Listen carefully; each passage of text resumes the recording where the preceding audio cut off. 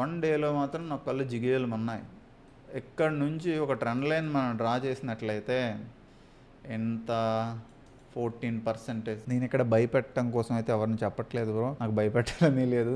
ఎందుకని నాది హైలీ ఫుల్గా దిగిపోయి ఉన్నా దీంట్లో నేను.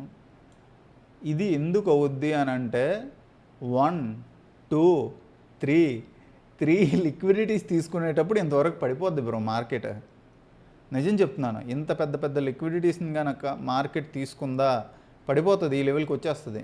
ఇది చార్ట్ చెప్తుంది.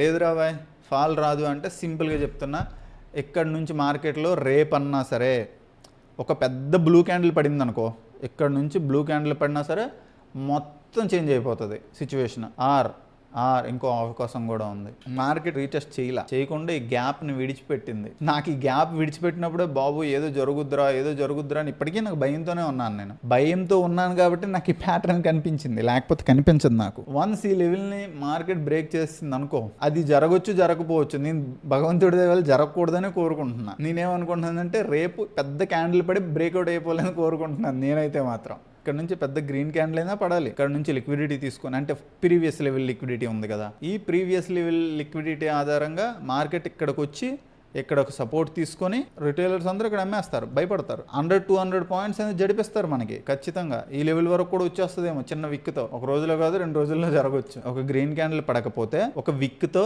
ఇక్కడ సపోర్ట్ తీసుకొని ఇక్కడ నుంచి పైకనే వెళ్ళిపోవాలి. ఈ లిక్విడిటీని కనుక మార్కెట్ తీసుకుంటే మాత్రం మోస్ట్లీ ఇంతవరకు వచ్చేయాలి బ్రో. ఇంతవరకు వస్తే మాత్రం కొంచెం కష్టంగా ఉంటుంది బ్రో చాలా మందికి.